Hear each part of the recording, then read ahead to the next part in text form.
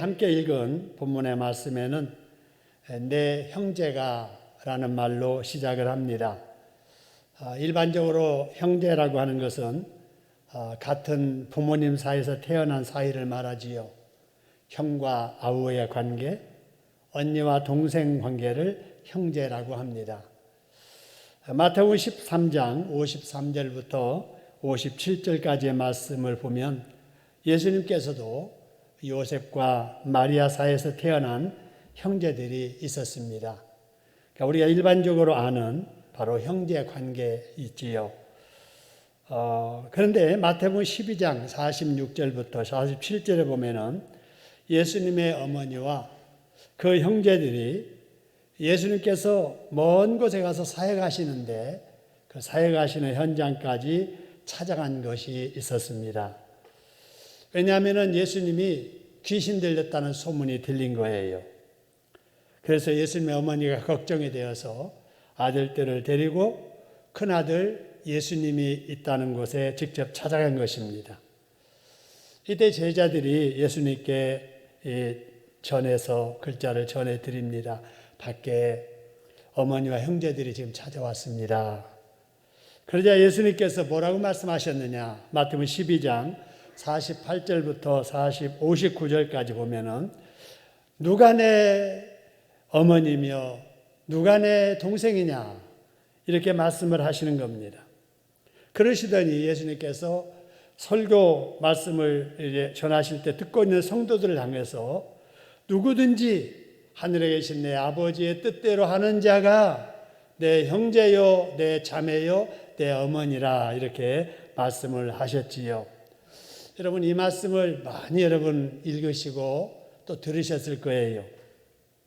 여러분 이 말씀을 언뜻 들으면 나를 찾아온 그들은 내 어머니도 아니다. 내 형제도 아니다. 라는 이런 말로 들리게 됩니다.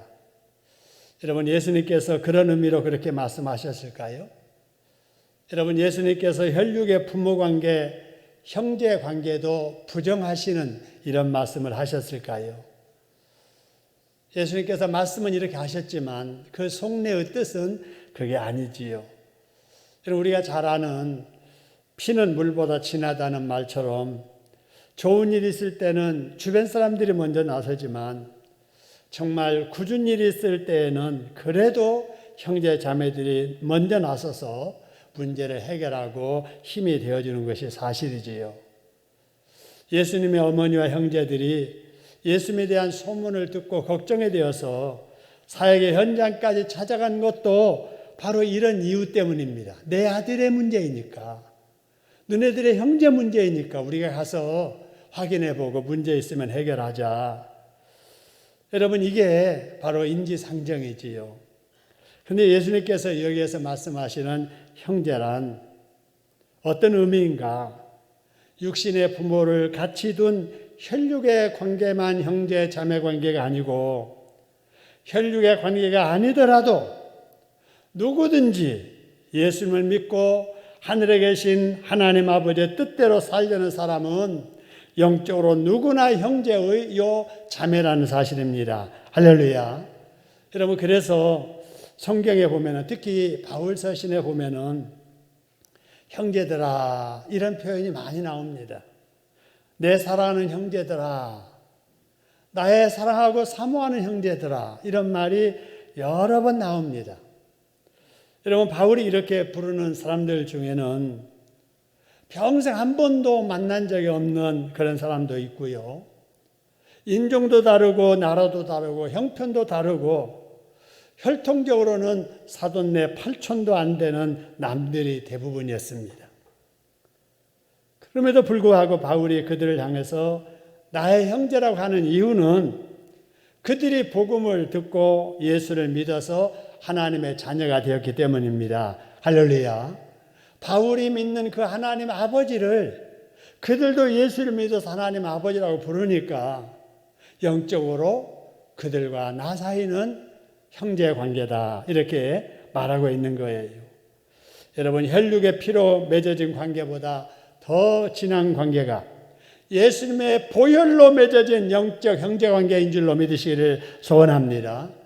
여러분 생각해 보세요. 우리는 태어날 때부터 죄인이었잖아요. 여러분 우리는 태어날 때부터 저주 아래 있었고 마귀의 종이었잖아요. 우리는 태어날 때부터 영혼이 죽어 있었잖아요. 그랬던 우리가 어떻게 해서 죽었던 영혼이 살아났으며 저주에서 벗어났으며 새 생명을 가진 하나님의 자녀가 되었습니까? 여러분 우리가 한 일은 아무것도 없었습니다. 아니 아무것도 할 수가 없었습니다. 단 한 가지 하나님께서 우리를 불쌍히 여기시고 사랑하셔서 하나밖에 없는 독생자 예수님을 이 세상에 사람으로 보내셔서 우리가 치러야 될 죄값을 독생자 예수님이 십자가에 죽으심으로 치르게 하셔서 그 은혜로 우리가 죄 용서받고 그 은혜로 우리가 하나님의 자녀가 되었고 그 은혜로 우리가 서로 형제 자매가 된 줄로 믿으시기를 소원합니다. 그렇기 때문에 우리는 혈육으로 따지면 남남일지라도 여러분 영적으로는 같은 예수님을 믿어서 같은 영적인 하나님 아버지를 둔 사이 형제 자매인 줄로 믿으시기를 소원합니다. 그렇기 때문에 우리는 종말의 때에 세상이 날로 각박해지지 않아요. 매정해지지 않아요. 그런 종말의 때에 살수록 우리는 멀리 사는 혈육의 형제보다도 영적으로 맺어진 형제관계를 더 소중하게 생각하고 살아야 될 줄로 믿습니다. 그래서 우리가 서로 아껴주고 또 힘들 때일수록 사랑해주고 위해주며 격려해주며 칭찬해주며 살아야 하는 것입니다. 여러분 저도 코로나 때문에 한 주간 집에만 갇혀 살았습니다. 지지난주 화요일날 새벽 예배를 마치고 집에 가는데 몸에 감기 증세가 있어서 바로 보건소에 가서 PCR 검사를 해봤더니 사모는 괜찮은데 저에는 양성 판정이 나와서 깜짝 놀랐습니다.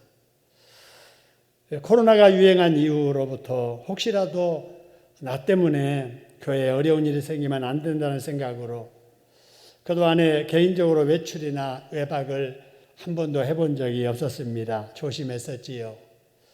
교회 일로 불가피하게 애경사에 참석할 때에도 한 번도 외부에서 음식을 먹어본 적이 없습니다. 왜냐하면 혹시라도 나 때문에 우리 교회에 어려움이 있을까 해서 참 조심했는데 아니 그렇게 확진이 딱 되니까 이게 뭐지 하는 황당한 생각이 들었습니다. 몸은 별로 불편하지 않았지만은 그래도 나 때문에 다른 사람에게 피해를 입혀서는 안 된다는 생각, 그런 마음으로 외출도 하지 못하고 집에서 갇혀 지냈습니다. 답답하게 지냈지요. 제가 경험해 보니까 지금은 한 주간이지만 2주간 동안 사회적으로 코로나에 대한 인식이 덜 된 상태에서 참 이렇게 힘들게 지냈던 우리 교우들의 그 아픔을 다시 한번 느껴보았습니다. 지금 우리 교우들 중에 확진해서 집에 계신 분도 많은데 이렇게 고통스럽겠구나, 답답하겠구나 이런 생각을 해봤습니다. 여러분이 그랬어도 그 갇혀있는 기간 동안에 평소보다 더 잘 먹고 큰 어려움 없이 잘 지내다가 오늘 이렇게 건강한 모습으로 자리에 서게 됐습니다. 그것은 바로 형제 자매들의 사랑 때문이었습니다. 저의 혈육의 형제 자매가 아니라 제가 믿는 예수를 같이 믿어서 제가 믿는 하나님 아버지를 같이 믿는 제가 예수를 믿는 그 믿음으로 같은 교회를 섬기는 우리 신창동교회 형제 자매 여러분의 사랑 때문입니다. 여러분들 중에 제가 외출하지 못하고 가게에도 나가지 어렵다는 것을 아시고 어떤 분은 필요한 것을 채워주시고 먹을 것을 준비해 주시고 화분도 보내주시고 전화로 기도로 격려해 주시고 그 여러분의 사랑을 입으면서 이게 멀리 있는 형제 자매보다도 예수 안에서 형제 자매된 형제 자매의 사랑이 더 귀하다는 것을 다시 한번 느끼게 됐습니다. 여러분 제가 우리 신창동에 가족이 된 지가 금년에 28년째입니다.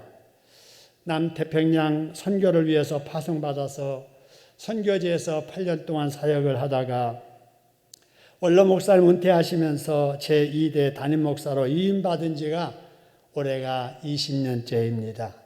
참 세월이 빠르지요. 그래서 벌써 저도 은퇴할 때가 되었습니다.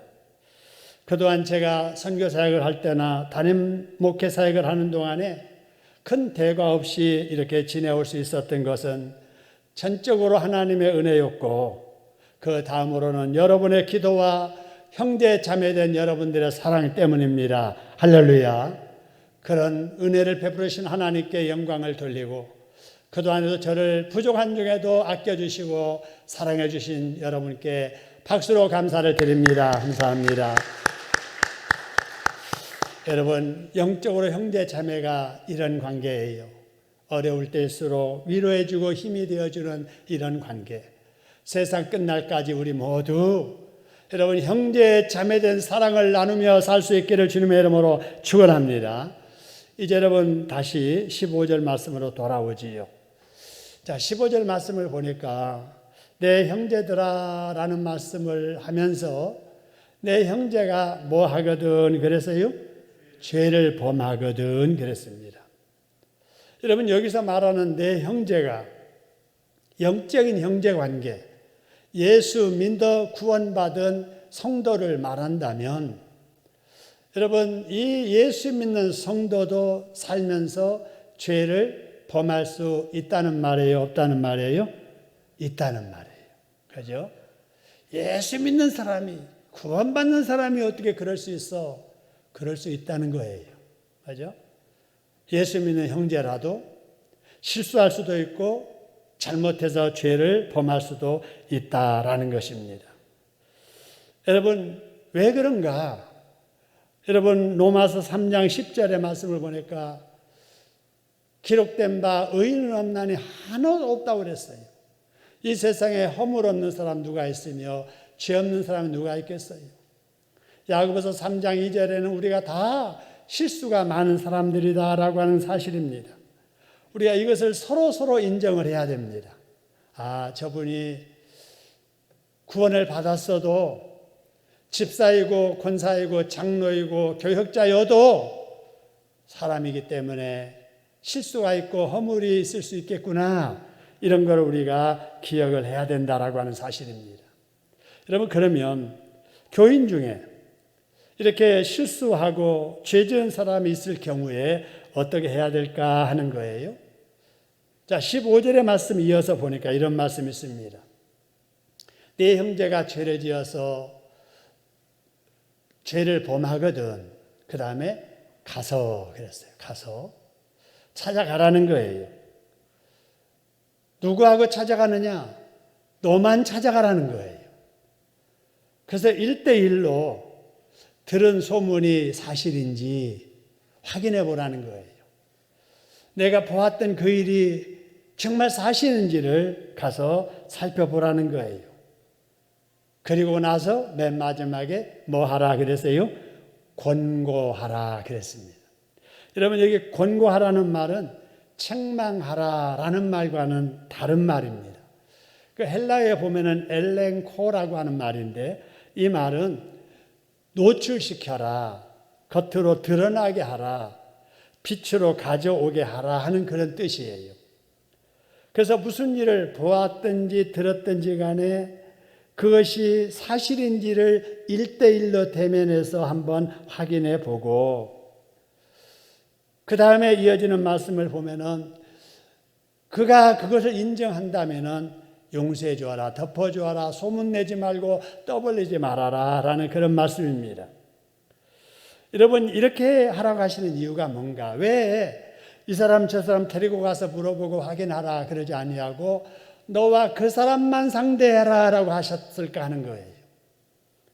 바로 그 이유는 그 사람도 인격이 있고 체면이 있기 때문에 그렇습니다. 그죠? 사실도 확인해 보지 아니하고 그냥 이 사람 저 사람 데리고 가서 내가 이렇게 들었는데, 소문 들었는데, 내가 보았는데 가서 한번 가서 우리 따져보자, 이 정신이 아니고 그 사람도 인격 있는 인격체이기 때문에 소문내기 전에 사실을 확인해보고 인정하면 덮어주고 잘못한 일이 정말 사실이라면 회개하고 하나님 앞에 바르게 서도록 권고하라 하는 그런 뜻입니다. 여러분, 근데 우리는 그렇게 합니까? 여러분, 구역에서 무슨 일을 들었을 때, 교회에서 무슨 일을 보았을 때, 여러분 들었을 때, 여러분 대개 어떻게 합니까? 사실 여부도 확인해 보지 않고 그 사람이 잘못했다고 동네방네 소문냅니다. 여기 전화하고 저기 전화하고, 혹시 이런 말 들었어? 내가 들었는데 이렇다고 하면서 전혀 확인되지도 않는 이런 일들을 막 소문내는 일들이 많이 있습니다. 여러분, 이게 무슨 일인가를 우리가 알아야 돼요. 이게 뭐냐? 인격 살인이에요. 여러분, 사랑한다고 하면서 형제요 자매요라고 하면서 아니 사실도 확인해 보지 아니하고 무슨 일을 들었다고 그래서 그 좋지 않는 일을 막 퍼뜨리는 거, 이거는 용서받은 하나님의 자녀로서 해야 될 도리가 아니지요. 같은 하나님을 믿는 하나님의 자녀로서 여러분 그렇게 해야 될 도리가 아니잖아요. 그렇기 때문에 우리는 누구의 어떤 소문을 듣더라도 나도 허물이 많은 사람이야, 나도 실수가 많은 사람인데 그 사람은 그럴 수 있지, 무슨 이유가 있어서 그랬을 거야, 이렇게 생각하고 정말 그 사람이 했던 그 소문이 염려가 된다면은 떠들지 말고 혼자 찾아가서 확인해 보라는 거예요. 그래서 오해가 있었다면 풀어버릴 것이고, 정말 잘못한 것이 있다면 이거 잘못한 거니까 빨리 회개하라고 이렇게 권해서 문제 해결하고 돕도록 도와주라는 사실입니다. 할렐루야. 여러분, 그렇게까지 했는데도 잘못을 깨닫지 않는 경우가 있잖아요. 권고를 했는데도 듣지 않을 경우는 어떻게 해야 되는가? 16절의 말씀 보니까 이런 말씀이 있습니다. 만일 듣지 않거든, 그 말입니다. 그러니까 1대1로 가서 확인해 봤는데도 권고하는 말을 듣지 않거든, 그 다음에 한두 사람을 데리고 가서입니다. 그러니까 순서가 있는 거예요. 첫 번째는 들었으면 혼자 가서 해결하라. 그래도 안 되거든, 이제는 증인을 데리고 가서 말마다 확증하게 하라. 1대1로 말할 때는 감정이 있어서 말하는 걸로 오해할지 모르니까 제3자도 들어보면서 같이 판단할 수 있도록 기회를 주라라고 하는 사실입니다. 여러분, 이것이 뭐냐면요, 율법 정신입니다. 신명기 19장 15절에 보면은 그 율법에도 무슨 일을 판단하기 전에 반드시 증인을 세우고 나서 확증하라, 이런 말이 있거든요. 이 율법 정신이 오늘날의 현대 바로 사법부에도 적용이 돼서 재판은 항상 증거주의 재판을 합니다. 증거가 있어야 되고 증인이 있어야 되는 거예요. 자, 이렇게 해서 바로 이 율법 정신이 바로 헌법 정신이고 바로 이것이 성경에서 나왔다 하는 것을 우리가 확인하게 됩니다. 이렇게 했을 때 증인 데리고 와서 말했더니 자기 잘못을 인정하고 회개하면은 문제는 그걸로 해결되게 되는 거지요. 근데 그래도 해결되지 않을 경우에는 그럼 어떻게 할 것인가가 17절입니다. 17절에 보니까 만일 그들의 말도 듣지 않거든, 증인들이 나서서 말하는데도 듣지 않거든, 어디에 말하고 그래서요? 교회에 말하고. 이제 문제를 공론화시키라는 거예요. 자, 교회에서 합당한 절차에 의해서 권징을 내리라 하는 말입니다. 그래서 우리 교회는 그런 일이 아직까지 없었지만은 다른 교회에서 이렇게 교인 간의 문제로 여러 가지 문제가 일어나서 해결되지 않을 때 마지막으로 하는 일이 교회 권징이지요. 그 권징의 그 내용에 들어가면은 어떤 경우에는 대표 기도를 제안하기도 하고 성찬식에서 참여하지 못하도록 금하기도 하고 어떤 직무를 평소에 맡았을 때 그 직무를 하지 못하도록 제한하기도 하고 평소에 참석할 수 있었던 회의에도 참석하지 못하도록 제한하는 이런 조치들이 이루어지게 됩니다. 이거를 교회에서는 권징이라 이렇게 말하지요. 권징. 그래서 바로 이제 사회법정에 나가기 전에 교회 안에서 일어난 문제는 교회 안에서 해결돼야 되니까 교회 안에서도 다툼이 있을 때 중재되지 않고 해결되지 않으면은 바로 교회의 권위로 문제를 해결하는 이런 방법이 교회에서 하는 권징이지요.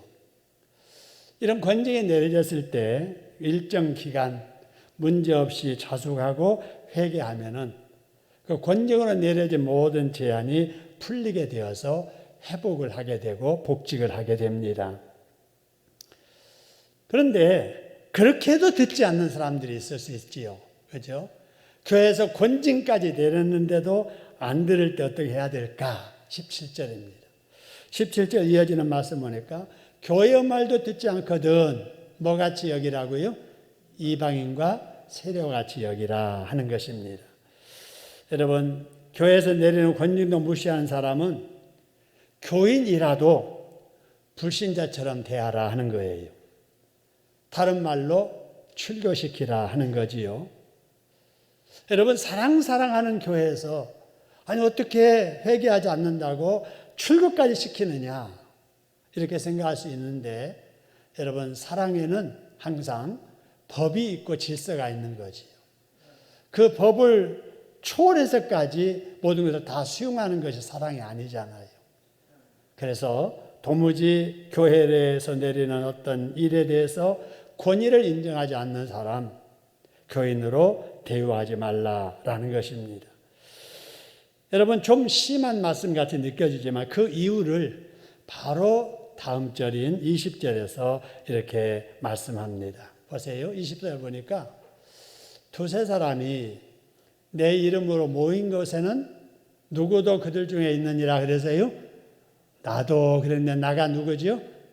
예수님이십니다. 그죠? 두세 사람이 내 이름으로 모인 곳. 여러분, 두세 사람이 주님의 이름으로 모인 곳.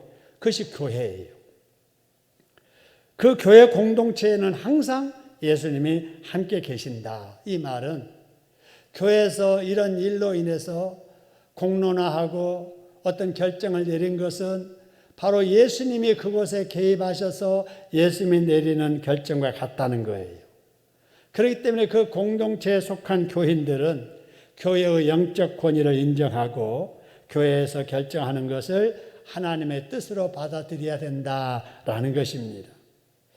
여러분, 이 말씀을 통해서 우리가 꼭 기억해야 될 것은 교회는 예수님이 함께 하시는 공동체라는 겁니다. 할렐루야. 한번 따라 합시다. 교회는 예수님께서 함께 하시는 공동체이다.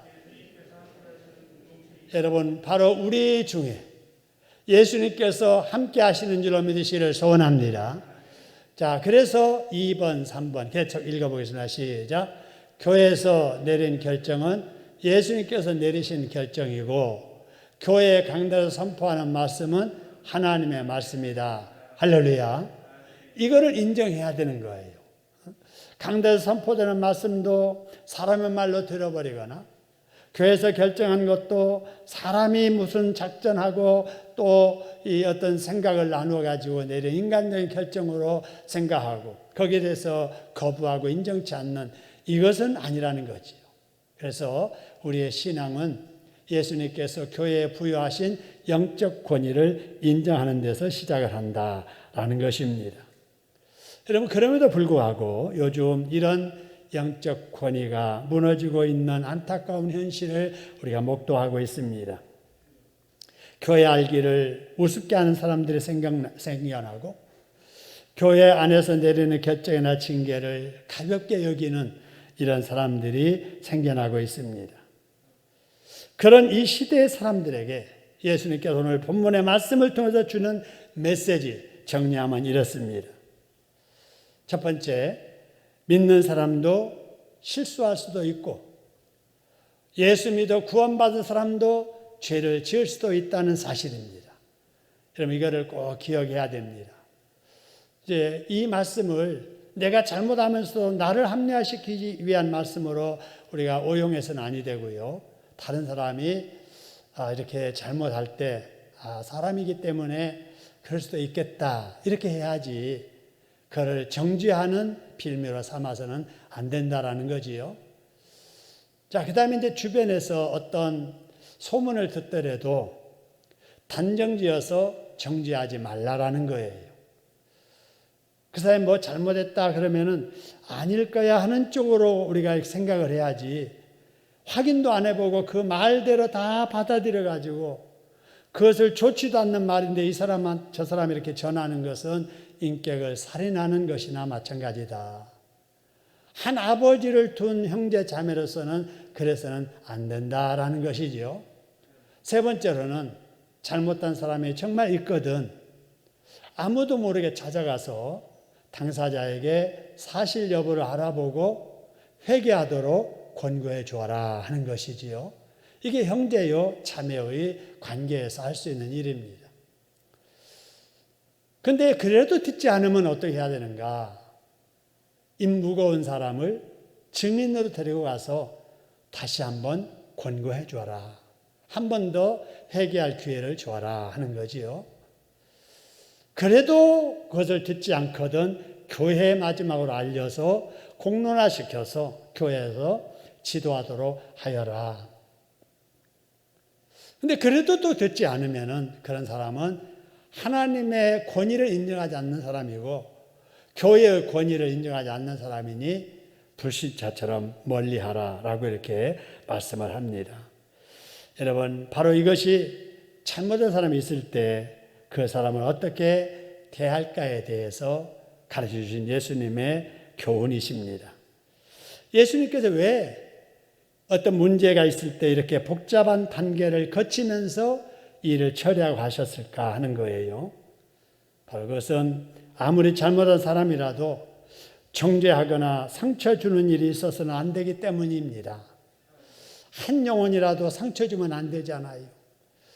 오늘 이 본문의 말씀 그 앞에 보면은 실족하게 하는 자는 차라리 자기 목에 물맷돌을 메고 바다에 빠뜨리는 것이 낫다라는 말씀을 하시잖아요. 여러분, 주변에 나 때문에 시험 들게 하는 일이 얼마나 큰 죄인가를 우리는 기억해야 됩니다. 여러분, 예수님은 이 세상에 의인 찾으러 오신 것이 아니에요. 의인은 아예 없습니다.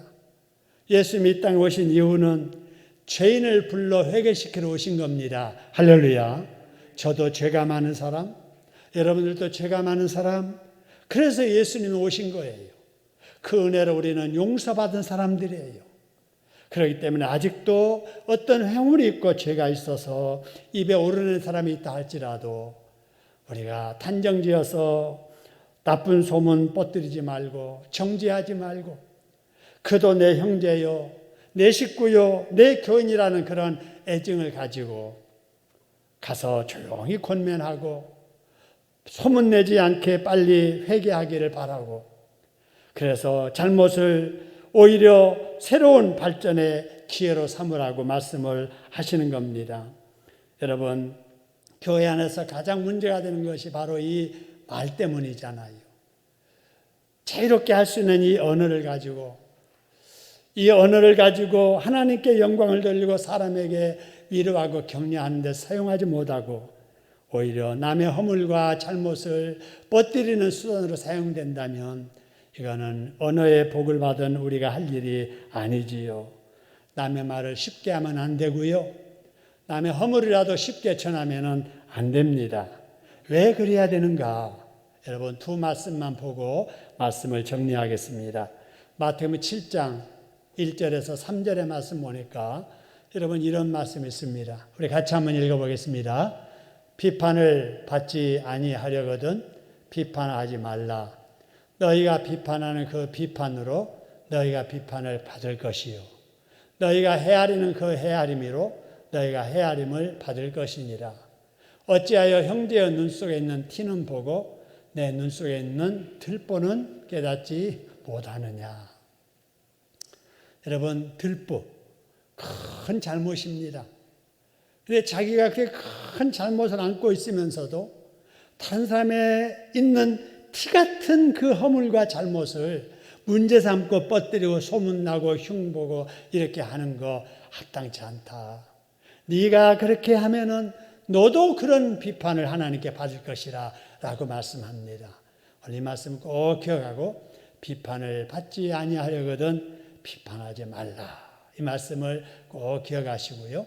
같은 말씀인데 누가복음 6장에서는 이렇게 말합니다. 같이 한번 읽어보겠습니다. 비판하지 말라. 그리하면 너희가 비판을 받지 않을 것이요. 정죄하지 말라. 그리하면 너희가 정죄를 받지 않을 것이요. 용서하라. 그리하면 너희가 용서를 받을 것이요. 할렐루야. 그렇습니다. 여러분, 우리 비판하지 말고 삽시다. 정죄하지 말고 삽시다. 할렐루야. 여러분, 남의 허물과 잘못을 보고 들었을지라도 용서하고 덮어주고 오히려 위로해주고 격려해주는 저와 여러분 될 수 있기를 소원합니다. 그러면 우리 주님께서도 여러분을 그렇게 대해 주실 것입니다.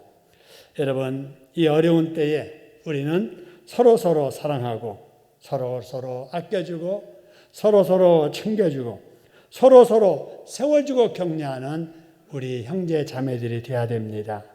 이게 진짜 형제 자매지요. 저와 여러분이 이런 진짜 형제 자매들 되시기를 주님의 이름으로 축원합니다.